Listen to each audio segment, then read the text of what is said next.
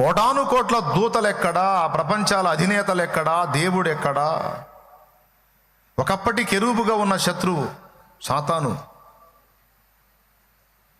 కానీ అక్కడ ఆ మహిమలోకంలో అంతమంది ముందు సాక్షాత్తు దేవుడు భూమి మీద అల్పుడైన ఒక మనిషి గురించి డిస్కషన్ చేయటం అనేది చిన్న విషయమని మీరు అంటారా? వాళ్ళందరి మహిమతో పోల్చుకొని ఏబుని చూస్తే ఏవెక్కడా? ఏబు ఒక మట్టి పురుగు, బలహీనుడైన ఒక మానవుడు. కానీ ఏబు గురించి అక్కడ సంభాషణ జరుగుతుంది అంటే మరి నీ గురించి, నా గురించి అంటే ఏమంటే ఏబు రేంజ్ వేర్లే అన్నయ్య. ఏబు మామూలుగా ఏబు గురించి జరిగిద్దిలే, కానీ నా గురించి అంత నాకు సీన్ లేదనుకుంటున్నాను నేను. నీకు లేదని నువ్వు అనుకున్నా, ఏబు కూడా అంతే అనుకున్నాడు.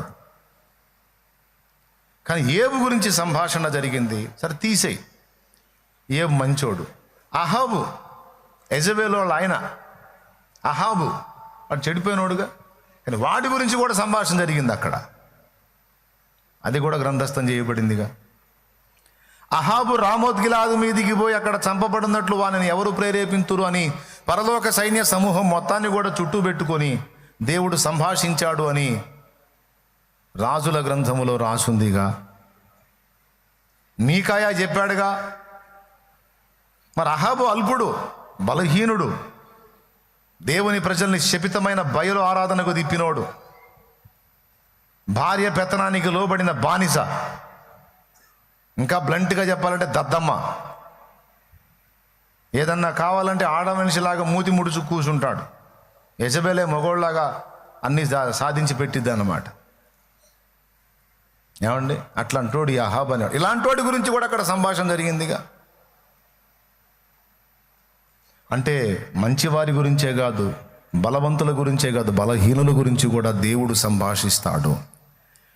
ఇప్పుడు వాళ్ళ గురించి ఊసెత్తిన దేవుడు వారికంటే శ్రేష్టమైన మెట్టులో క్రీస్తు రక్తము చేత కడుక్కున్న నీ గురించి, నా గురించి అక్కడ సంభాషణ లేపడంటావా? మాట్లాడటం అనేది జరగదంటావా? జరిగిద్దంటావా? చెప్పండి. 100% జరిగిద్ది బ్రదర్. అక్కడ నా గురించి మీటింగ్ పడిద్ది, నీ గురించి కూడా మీటింగ్ పడిద్ది. ఏమో ఆ చివరు కూర్చున్న ముసలమ్మ గురించి కూడా మీటింగ్ పడిద్ది. దేవునికి స్తోత్రం.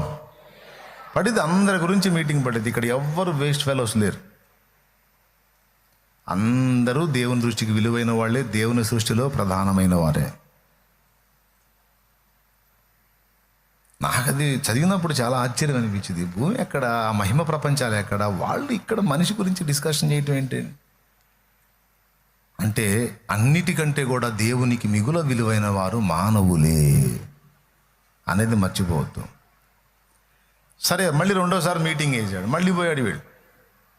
మళ్ళీ సేమ్ అందరినీ పలకరించుకుంటా, నువ్వు ఎక్కడి నుంచి వచ్చావు అన్నాడు. మళ్ళీ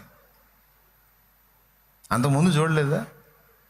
మళ్ళీ చూసి నువ్వు ఎక్కడి నుంచి వచ్చావు అంటే వీడు ఒక దగ్గర ఉన్నాడు కదా, మళ్ళీ అడ్రస్ ఏమన్నా మారాడా? అక్కడే ఉన్నాడు.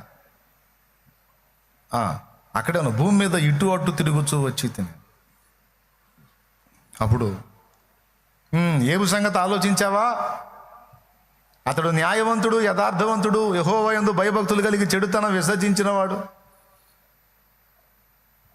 అతన్ని అనవసరంగా నువ్వు బాధ పెట్టిన,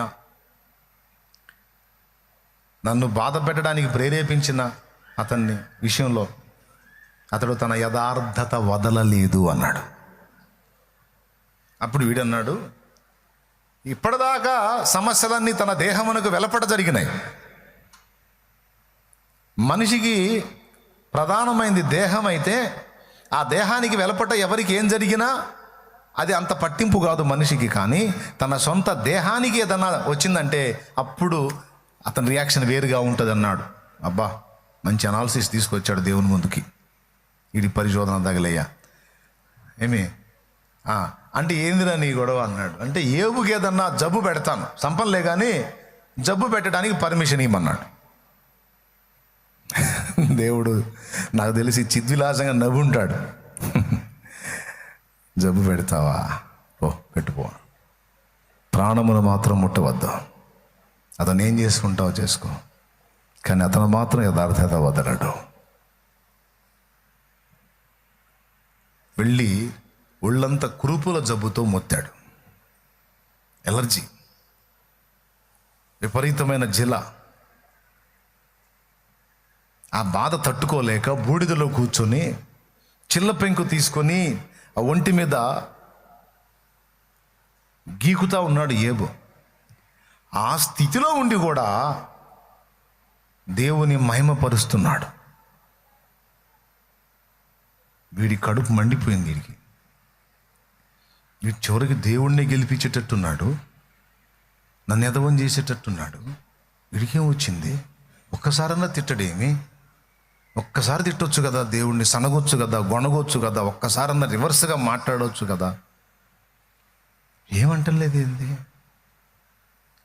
అని ఇక ఆఖరస్త్రం ఒకటి పెట్టుకున్నాడు వీడు. 10 మంది పిల్లల్ని చంపాడు. దాసదాసీల్లో కొంతమందిని ఏరేశాడు. పశువులు, పొలాలు, ఆస్తులు అన్నిటినీ ఏరేశాడు. కానీ భార్యను మాత్రం ఉంచాడు. వాస్తవానికి దేవుడు భార్యను కూడా అప్పచెప్పేశాడు. అతని ప్రాణమును మాత్రం, వాళ్ళ ఆవిడ ప్రాణమును మాత్రం ముట్టొద్దన్నాడా? అతని ప్రాణమును మాత్రం ముట్టవద్దు, సమస్తం ఇచ్చేసాను, పో, ఏం చేసుకుంటావు అన్నాడు. వాస్తవంగా ఆ గుంపులో భాగంగా భార్యను కూడా లేపేయాలి. కానీ ఆమెను పెట్టుకున్నాడు. ఎందుకంటే వాడికి ఫస్ట్ నుంచి ఒకటి తెలుసు ఏంటంటే జంటు డైరెక్ట్గా బెండ్ అవ్వకపోతే స్త్రీ ద్వారా పురుషుని బెండ్ చేయొచ్చు. ఇది స్టార్టింగ్లో మనం వేసినటువంటి పథకము, అక్కడ అది సక్సెస్ అయింది. కాబట్టి ఈసారి కూడా మనం ఆఖరి అస్త్రంగా స్త్రీనే వాడదాం అని ఆమెను మాత్రం బతకనిచ్చాడు. జరుగుతున్న ఘోరాలన్నీ చూసి ఆమె రకరకాలుగా షేపులు మారిపోతుంది. యేసు ప్రభు దగ్గర ఇస్కరియోతు యోధా ఉండి బాగున్నప్పుడు ఒక రకంగాను, పరిస్థితులు మారినప్పుడు ఇంకో రకంగాను మారిపోయినట్టు ఏమో పరిస్థితులు మారిపోయి రివర్స్ అయిపోయింది. ఎందుకు ఇలా జరుగుతుంది? ఈయన చూస్తేనేమో యెహోవా ఇచ్చాడు, యెహోవా తీసుకుంటాడు, యెహోవాకే స్తోత్రం అంటాడు. ఇంత పిచ్చి భక్తి చేస్తుంటే మరి ఇంత నాశనం ఎందుకు కలిగింది, ఇంత ఇబ్బంది ఎందుకు కలిగిందని ఆమెదో లోపల గందరగోళం అవుతా సైతానుకు చోటు ఇచ్చింది, ఎంటర్ అయ్యాడు. ఈ సందు దొరికిద్దని ఆమెను పెట్టుకున్నాడు ఏ బొమ్మని. ఫస్ట్ హవమని డైరెక్ట్గా ముందు ఆదాం దగ్గరికి పోతే ఆదాం లొంగల, అందుకని హవ దగ్గరికి పోయి హవ చేత పండు తినిపించి ఆమె చేతికి పండ్లు ఇచ్చి పంపించాడు, మేయనికి పెట్టాను. దేవునికి స్తోత్రం. మరి ఏం సెంటిమెంట్ డైలాగులు వాడిందో ఏమో, మొత్తానికి ఆదాం కూడా తీసుకొని తిన్నాడు. ఇద్దరు కలిసి దరిద్రం తెచ్చుకొని ఆ దరిద్రం ఇప్పుడు తరతరాలుగా మనకు కూడా అంటించారన్నమాట. ఆ రోగం, పాప రోగం అనేది వాళ్ళిద్దరితో పోలే, అది మనందరికీ వాళ్ళ జాతిలో పుట్టాంగా మనకు కూడా అది కంటిన్యూగా అదంతా నడుస్తుంది.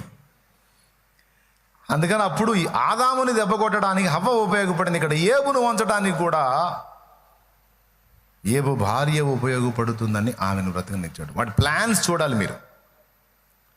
ఈరోజు మన పర్సనల్ లైఫ్లో కూడా ఇలాంటివన్నీ కూడా వాడు తీసుకొచ్చి పెడతాడని వాడి ఐడియాలజీ మీకు అర్థం కావడానికి చెప్తున్నాను నేను. వాడి ఆలోచన విధానం, వాడి పథకం, ఎవరెవరిని ఏ విధంగా దెబ్బ కొట్టడానికి, ఎవరెవరిని ఎంపిక చేసుకుంటాడు, ఎవరెవరిని ఏ విధంగా మన మీద అస్త్రాలుగా వాడతాడు, మనకి ఎట్టా చిర్రెత్తిస్తాడు అనేది మీకు అర్థం కావడానికి వాడి కదలికలు కొంచెం మీకు చెప్తున్నాను నేను. ఆమెను ఉంచాడు, చివరికి ఆమెలోకి ఎంటర్ అయ్యాడు. సైతాన్ పట్టాడు, ఆమెకి పట్టేశాడు, పట్టి వచ్చింది.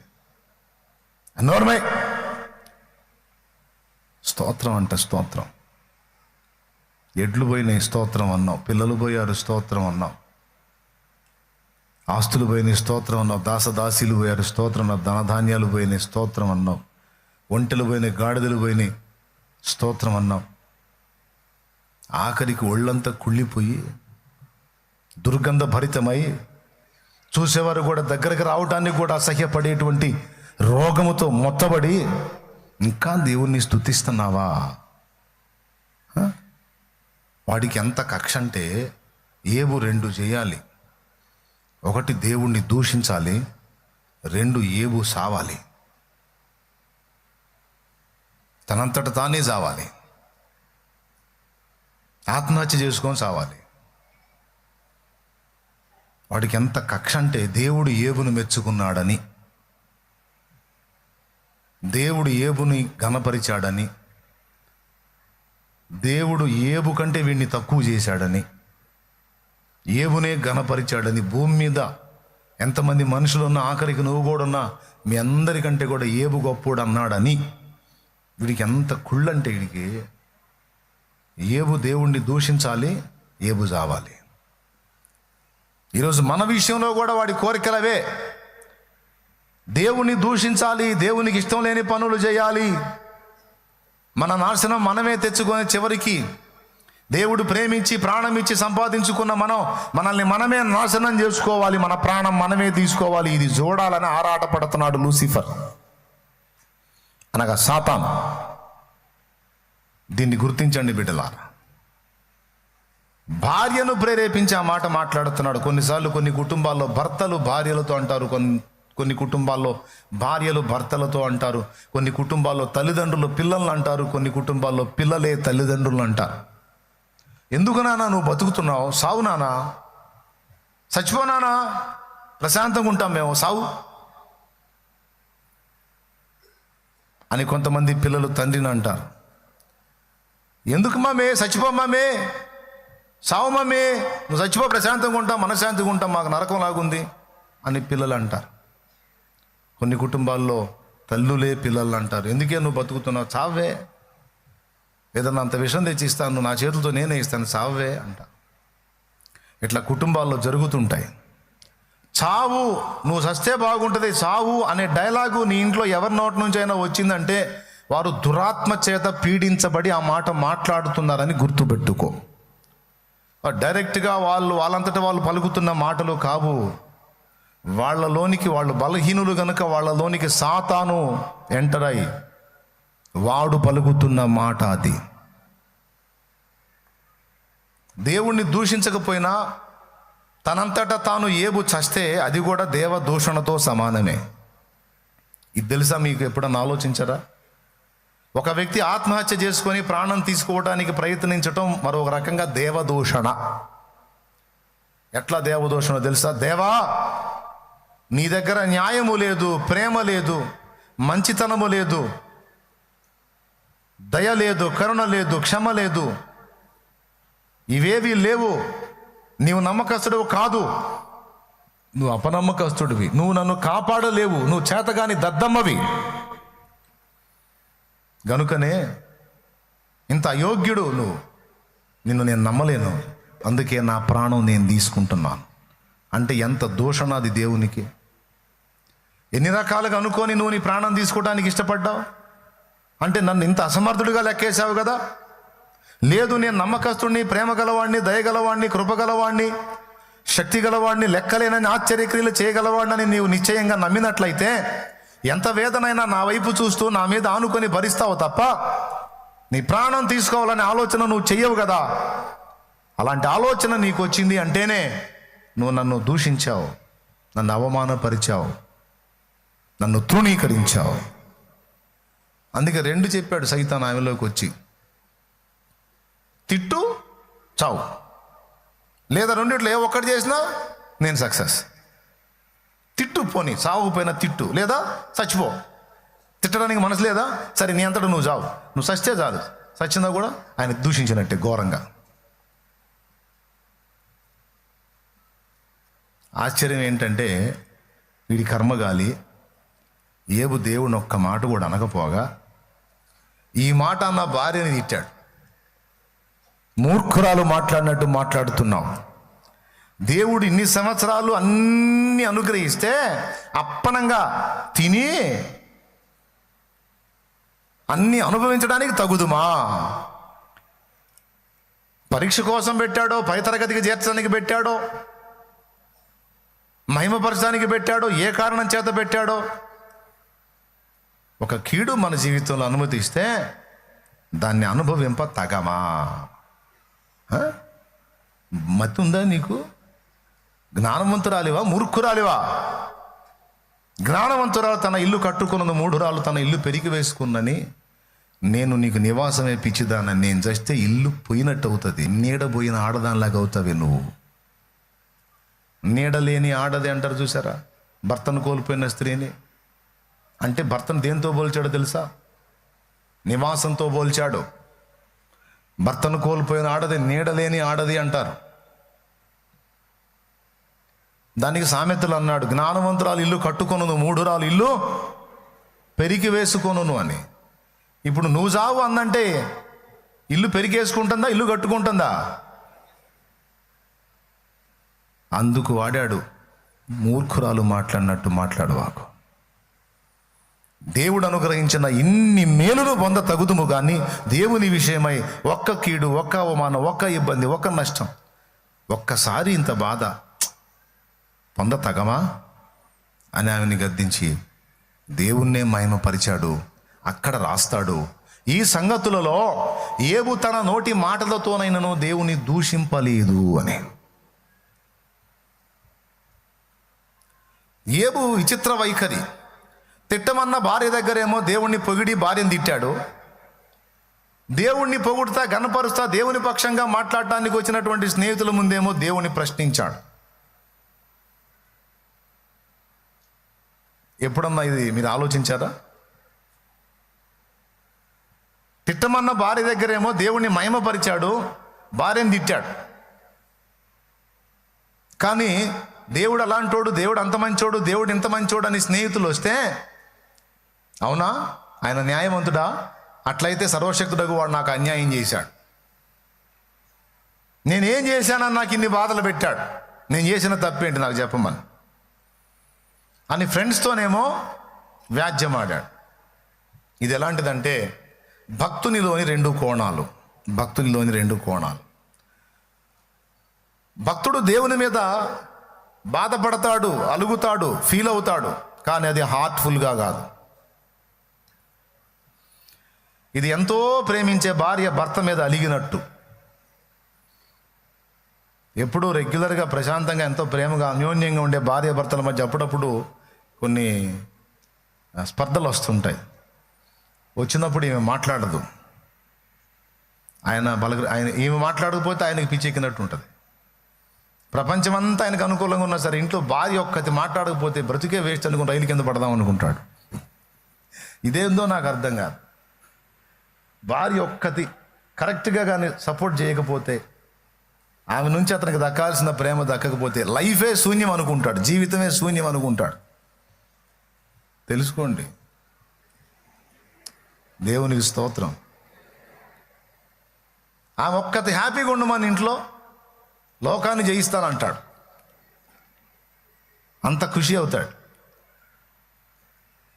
భక్తుడు కూడా అంతే.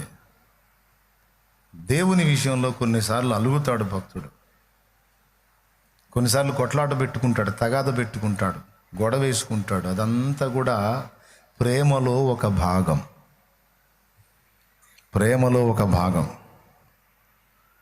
నిజంగా హోల్ హార్టెడ్గా ఏబు దేవుణ్ణి ద్వేషించాడా, నిందించాడా, అవమానపరిచాడా, తృణీకరించాడా? నో. హార్ట్ఫుల్గా దేవుడు ఎప్పుడూ అన్యాయం చేయడు. ఆయన ఏదైనా చేస్తే అంతా ఆయన ఇచ్చింది ఆయన తీసుకుంటాడు. ఆయన సర్వహక్కులు కలిగినోడు కాబట్టి ఆయన్ని నిందించేంత సీన్ నాకు లేదు అని సందర్భం అవసరమైనప్పుడు మాత్రం గట్టిగా నిలబడ్డాడు. ఆ సన్నివేశం అయిపోయిన తర్వాత, వాడు వెధవైపోయిన తర్వాత, అప్పుడు ఇక ఫ్రెండ్స్తో మాట్లాడుతున్నాడు. ఇట్లా ఎందుకు చేయాలి మరి, నాకు అట్లా ఎందుకు చేయాలి? పోనీ దేవుణ్ణి ఇలా నిందించినోడు, ఇలా ప్రశ్నించినోడు, ఇలా నాకు అన్యాయం చేశాడని దేవుని మీద కంప్లైంట్ చేసినోడు మళ్ళీ దాని మీద నిలబడతాడా? మళ్ళీ దాని మీద కూడా నిలబడ్డు. నాకు అట్లా చేశాడు, ఎట్లా చేశాడు అంటాడు. మళ్ళీ ఆయన మహావివేకి అంటాడు. అది నా పాయింట్. దేవునికి స్తోత్రం కలుగును గాక. హల్లెలూయా. నాకు అట్లా చేశాడు, ఎట్లా చేశాడు అంటాడు. ఆయన అధిక బల సంపన్నుడు అంటాడు.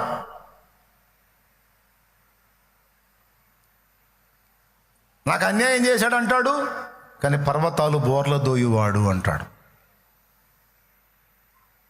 ఇది ఎలాంటిదంటే పైన పెదవులతో దేవుణ్ణి పాయింట్అవుట్ చేయటం కానీ హృదయంలో మాత్రం ఆయనను విపరీతంగా ప్రేమించటం. పిచ్చి.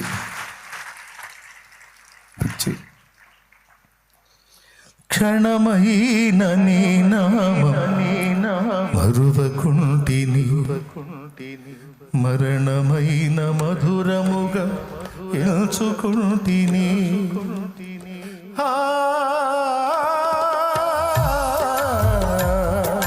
క్షణమైన నీ నామము మరువకుంటిని, మరణమైన మధురముగా ఎంచుకుంటిని.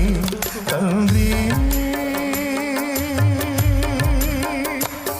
నీవున్నావని బ్రతుకుచుంటిని. తండ్రి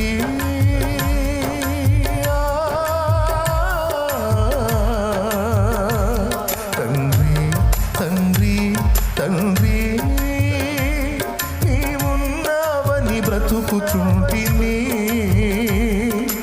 నా కొరకు నీవు, నీ కొరకు నేను, నా కొరకు నీవు, నీ కొరకు నేను. నీవుగాక ఎవ్వరు నాకు లేరయ్యా, నీవుగాక నాకు లేరయ్యా. నీవే నీవే నా ప్రాణము, నీవే నీవే నా ప్రాణ ప్రియుడా నా యేసయ్యా. నన్ను గన్న తండ్రి నా యేసయ్యా. నా ప్రాణ ప్రియుడా నా యేసయ్యా. నన్ను గన్న తండ్రి యేసయ్యా. పూజింతును పూజారుడా, భజింతును ఓ భవనీయుడా. పూజింతును ఓ పూజారుడా, భజింతును ఓ భవనీయుడా. నీవుగాక ఎవ్వరు నాకు లేరయ్యా, నీవుగాక ఎవ్వరు నాకు లేరయ్యా. నీవే నీవే నా ప్రాణము, నీవే నా సర్వము. Praise the lord. Praise the lord. యోబు ఇలా అన్నాడు, ఆయన నాకు అన్యాయం చేశాడు అన్నాడు. ఆయన నన్ను చిక్కించుకున్నాడు, వారులతో నన్ను బంధించాడు, నాకు ఇలా చేశాడు, నాకు అలా చేశాడు అని కామెంట్ చేశాడు దేవుణ్ణి. అది ఎందుకు చేశాడంటే అర్థం కాక చేశాడు. నేను అన్ని విషయాల్లో క్రమంగానే ఉన్నాను, ఎందుకు ఇలాగ దేవుడు అనుమతించాడో నాకు అర్థం కావటం లేదు. ఒక కోణంలో చూస్తే నాకేదో అన్యాయం జరిగినట్టుగా నేను ఫీల్ అవుతున్నాను. అయినా ఆయన మహావివేకి. తను ఎదుర్కొన్న చేదైన అనుభవాలను బట్టి కొంచెం దేవుణ్ణి పాయింట్అవుట్ చేయడానికి సాహసించినా అది పెదవులకే పరిమితమైంది. హృదయం మాత్రం దానికి ఒప్పుకోవటల్లా. పెదవులు ప్రశ్నిస్తున్నాయి, హృదయం మాత్రం దేవుడు తప్పు చేయడు, ఆయన తప్పు చేయడు, మొత్తానికి ఏదో తేడా జరిగింది, అది ఏందో అర్థం కావట్లా అని ఆయన తర్జనా భర్జన పడి వీళ్ళు ఒకళ్ళు, ఈ ఫ్రెండ్స్ వీళ్ళు పాపం ఆదరణకర్తలు కాదు, వీళ్ళు శోధకులే. అసలు మనం రకరకాల బాధలతో అల్లాడుతుంటే ఈ పక్కన వాళ్ళు చేరి కొళ్ళబడటం ఎక్కువ. ఇదొక శోప. మనకున్న బాధలు మనగాకి పక్కన వాళ్ళ పోట్లు. అది ఫ్రెండ్స్ రూపంలో కావచ్చు, బంధువుల రూపంలో కావచ్చు, ఇంటోళ్ళ రూపంలో కావచ్చు, ఇరుగు పొరుగుల రూపంలో కావచ్చు. మనకున్న సమస్యలను బట్టి మనం బాధపడుతుంటే పక్కోళ్ళ పోట్లు ఎక్కువ అవుతుంటాయి. ప్రతి ఒక్కడో చేదో ఒకటి మాట్లాడుతూ ఉంటారు, సోది మాటలని. అట్లాంటి సరుకు ఒకటి చేరింది యోబు దగ్గరికి. వీళ్ళంటారు, ఇంత లేసి బాధలు వచ్చినాయి అంటే దేవుడేం ఊరకరప్పించడబ్బాయ్, నువ్వో నీ పిల్లలో తేడా మొత్తానికి అంటారు వీళ్ళు. మరి మీరెవుర్రా? ప్రతి ఘట్టంలోనూ నేను పరిశీలించుకొని, అయినా సరే నేనైనా నా పిల్లలన్నా ఎక్కడన్నా తేడా పడతామేమో అని ప్రతిరోజు కూడా మేము దేవునికి పాప పరిహారార్థంగా ప్రతిరోజు బలి అర్పిస్తూ ఉన్నామంటే మీకు మతి లేదా?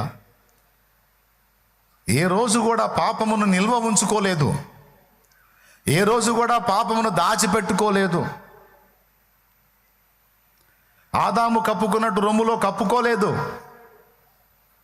ఆయన ముందు ఒప్పుకొని పరిహారం కోసం ప్రతి దినము అనుదినము బలి అర్పిస్తూ వచ్చానురా నేను.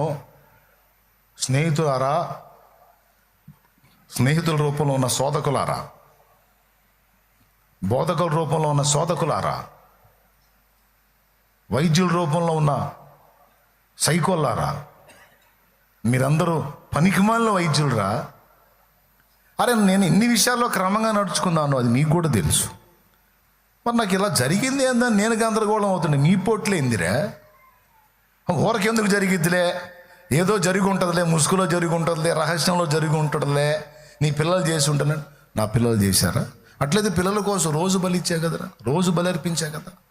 అంటే నేను ఇచ్చిన బలి అర్పణతో పాపం పరిహారం కాలేదా? మరి ఆయనే కదా పాప పరిహారం కోసం బలి ఏర్పాటు చేసింది. ప్రతిరోజు ప్రాయశ్చిత్తం చూపించాను కదా. సంవత్సరానికి ఒకసారి అందరూ చూపిస్తారు, ఎవ్రీడే నేను చూపించాగా. అనుదినము బలి అర్పించా కదా నా పిల్లల కోసం. వారు ఎక్కడన్నా యెహోవాకు విరోధంగా పాపం చేస్తారేమో అని. ఎక్కడరా స్టాక్ ఉంది? నేను ఒప్పుకోంది ఎక్కడా, క్షమాపణ అడగంది ఎక్కడా, కడుక్కోంది ఎక్కడా? ఎప్పటికప్పుడు ఏ రోజుకు ఆ రోజు వస్త్రాలు ఉతికి శుభ్రం చేసుకుని ఎప్పుడు తెల్లగా ఉంచుకున్నట్లు నా మనస్సుని, నా జీవితాన్ని, నా బిడ్డల జీవితాన్ని ఏ రోజుకు ఆ రోజు తెల్లగా తెలుపు చేశాను తప్ప పాపములను నేను స్టాక్ ఉంచుకోలేదు, నిల్వ ఉంచుకోలేదు. ఎప్పటికప్పుడు వాటిని బయటేసుకొని కడిగేసుకొని ఎప్పటికప్పుడు రక్తమును ఆశ్రయించి రక్షణలో నిలిచున్నాను నేను. అలాంటిది ఇలా ఎందుకు జరిగిందని నేను గందరగోళం అవుతుంటే పాపం ఏబుకు తెలియదు. ఏబుకి సైతానుకి దేవుడు పోటీ పెట్టాడని. ఇప్పుడు ఎవరెవరికి ఫైటింగో తెలుసా? బలహీనుడైన మానవునికి, బలవంతుడైన దేవదూతకి, ఇద్దరికి కొట్లాట పెడితే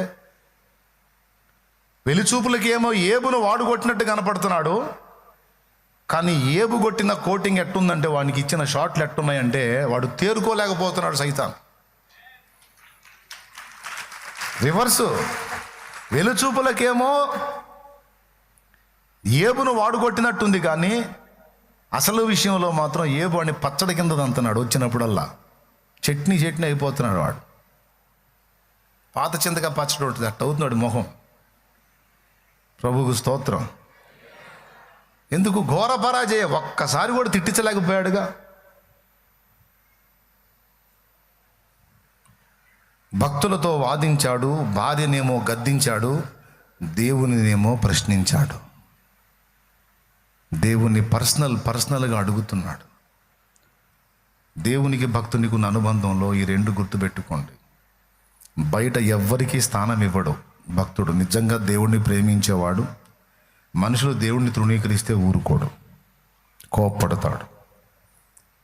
నువ్వేంది మమ్మల్ని నడుస్తావు, మేము నీ గురించేగా బాధపడతా దేవుడిని అన్నది. లేకపోతే మాకేం పని, మాకు బాగానే ఉంది, దేవుడు మమ్మల్ని చల్లగానే చూస్తున్నాడు, నీకు అన్యాయం చేస్తున్నాడని దేవుడిని అంటున్నావు. అంటే అన్యాయం అయితే నాకు అవుతుంది, నష్టపోతే నేను నష్టపోతా. నా దేవుని అనొద్దు, నా దేవుడిని అనొద్దు. ఆయన అన్యాయస్తుడు కాదు, ఆయన మహావివేకి. ఆయన అన్యాయస్తుడు కాదు. ఎందుకు అట్లా అంటారు? ఆయన నిందిస్తారు. నిందించొద్దు, నేను అది వినలేను. ముఖ్యంగా నన్ను బట్టి నా దేవుడిని నిందించడం అస్సలు తట్టుకోలేను, వద్దు అని సంధి ఇవ్వడు. మళ్ళీ పర్సనల్గా మాత్రం అడుగుతాడు. ఏంటి నాయనా, ఎందుకు ఇలా చేశావు? నేను నీతో మాట్లాడదలుచుకోలేదు. ఓ మాట్లాడవా? మాట్లాడను. ఎందుకు? మరి నాకు నువ్వేం చేశావు? అన్నీ ఇయ్యగా నేను మాట్లాడను. సరే, ఉండగలవా నాతో మాట్లాడకుండా? నా వల్ల కావట్లేదు, అందుకే ఆడుకుంటున్నావు. ఉండలేకపోతున్నాననే కదా ఆడుకుంటున్నావు నన్ను.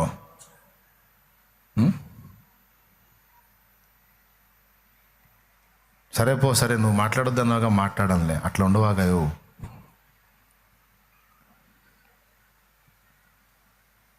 నా హృదయ స్పందన నువ్వే. ఈ లోకమంతా నన్ను వదిలిపెట్టిన నువ్వు ఒక్కడి ఉంటే చాలు. కానీ నువ్వు ఒక్కడివి నాకు దూరం అయితే ఈ లోకమంతా నాకు దగ్గరున్నా నాకు సంతోషం లేదేసయ్యా. ఇది భక్తుని గుండె, భక్తుని మనసు. దేవుణ్ణి నిజంగా ప్రేమించిన వాని హృదయం ఇలా ఉంటుంది. అలాగని మళ్ళీ దేవుణ్ణి ప్రశ్నించకుండా ఉన్నాడు. అలుగుతాడు, ఫీల్ అవుతాడు. అదంతా పైనే. అమ్మ కూడా కొన్నిసార్లు మనతో మాట్లాడదు. నిజంగా అలిగిద్దా? నిజంగా ద్వేషించింది. మళ్ళీ ఇంత గాయమైందనుకో మనకి కేకలు పెడతా వచ్చి. అట్లా దేవుడు కూడా కొన్నిసార్లు ముఖం తిప్పుకున్నట్టున్నా మనతో మాట్లాడకుండా వ్యవహరించకుండా ఆయన ఉండలేడు. అలాగే మనము కొన్నిసార్లు ఎదుర్కొన్న పరిస్థితులను బట్టి ముఖం తిప్పుకున్నా మళ్ళీ తిరిగి ఆయన వైపు మళ్ళుకోకుండా మనం ఉండలేము. ఇది ఆయన బలహీనత, అదే మన బలహీనత. దేవునికి స్తోత్రం, హల్లెలూయా. దీని మీదనే భక్తులు ఎన్ని పాటలు రాశారు. నీవు మాట్లాడని రోజునా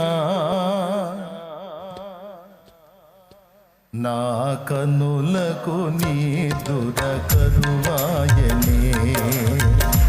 నీవు మాట్లాడని రోజునా నా కనులకు నీ దురకరువాయనే. నీవు పెదవిప్పిన రోజునా నీ సన్నిధి పాచిక బయలాయనే. నీవు పెదవిప్పిన రోజునా నీ సన్నిధి పాచిక బయలాయనే. నీ సన్నిధి పాచిక బయలాయనే. యేసయ్యా నా హృదయ స్పందన నీవే కదా. విశ్వమంత నీ నామము ఘననీయము. విశ్వమంత నీ నామము ఘననీయము. యేసయ్యా నా హృదయ స్పందన నీవే కదా. ఉండగలమా మనం ఆయనతో మాట్లాడకుండా? ఉండగలవా నువ్వు ఆయనతో వ్యవహరించకుండా? ఉండలేవు. అది మన వీక్నెస్. కానీ వీక్నెస్ అనుకుంటున్నాం, కానీ అదే అసలు మన బలం. దేవుని విషయంలో మనకున్న బలహీనతే మన బలం బిడ్డలారా. భక్తుని మనస్సు అది. ఎవరన్నా తిడితే ఊరుకోడు, అర్థమైందా? మళ్ళీ ఈయన తగాద పెట్టుకుంటాడు. మళ్ళీ అక్కడ రాలా సైతాను. అది గదిగో నిన్ను అన్నాడు చూడు అనుకుంటా రాలా సైతాను. వచ్చాడా? రాలా. ఫస్ట్ 2 కోటింగ్లోనే అయిపోయాడు, వాడు సర్దుకున్నాడు. తర్వాత జరిగిందంతా అది నాకు నా బిడ్డకు సంబంధించిన విషయం. అది తండ్రి కొడుకులు మేమిద్దరం మాట్లాడుకుంటాం. నువ్వెవరు? అది ఆయన హార్ట్ఫుల్గా అన్నాడా? తనకు అర్థం కాక అడుగుతున్నాడు. నేను చెప్తాను, సమాధాన పడతాడు. చూస్తావా? చూడు, అది కేసు కాదు. నువ్వు తిప్పలబడి అనిపించాలని చూసావు చూడు, అప్పుడు అన్నాడా? లేదు. ఇంక బో, అయిపోయింది. ఎదవన్నారు, ఎదవ అయిపోయావు. మరి ప్రశ్నిస్తున్నాడుగా, నాకు అన్యాయం చేశాడు అంటున్నాడుగా. అవును, వాళ్ళు రెచ్చగొట్టారు, అందుకని పాయింట్అవుట్ చేశాడు, అంతే తప్ప హార్ట్ఫుల్గా అన్నాడా? అంటే మరి ఈ మాట ఎందుకు అన్నాడు? మళ్ళీ నన్ను గురించి ఏమంటున్నాడు చూడు. అట్లయితే నాకు అట్ట చేశాడు ఇట్ట చేశాడు అంటాడు, మళ్ళీ ఆయన మామూలుడు కాదంటాడు. నాకు అట్లా చేశాడు ఇట్లా చేశాడు అంటాడు, మళ్ళీ నన్ను ఇంతే ఉంచాడు, మళ్ళీ నా పరిస్థితి మారుస్తాడు అంటాడు. చిక్కట్లా బురద మట్టుది జారిపోయింది అంట కదా. సైతాన్ గాడు పట్టుకుందామంటే చిక్కట్లా జారిపోతున్నాడు ఏబు.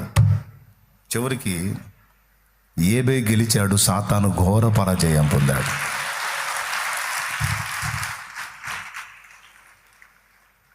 ఈరోజు భూమి మీద ఆయన పిల్లలమైన మన విషయంలో కూడా దేవుడు కొన్నిసార్లు శత్రువును అనుమతించి కొన్ని పరిస్థితుల్లోనికి మనల్ని నెట్టినప్పుడు మనం దాన్ని గుర్తుబట్టే వివేచన కలిగి ఉండాలి.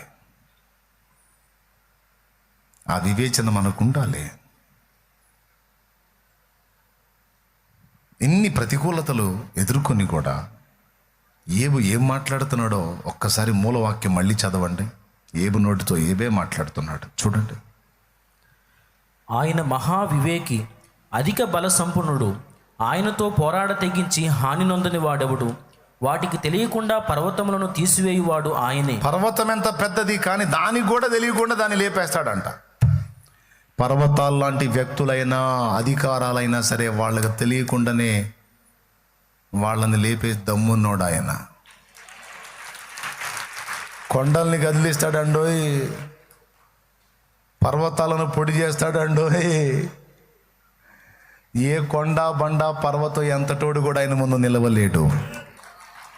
ఎందుకంటే ఇది మనుషుల గురించి మాట్లాడిందే. వాటికి తెలియకుండానే పర్వతాలను తీసివేయువాడు ఆయనే. అదిగో పైన అంటాడు, ఆయనతో పోరాడ తెగించి హాని నొందని వాడెవడు? డైరెక్ట్గా దేవునితోనే పెట్టుకొని దెబ్బతినని వాడెవడు? సస్తారా అన్యాయంగా.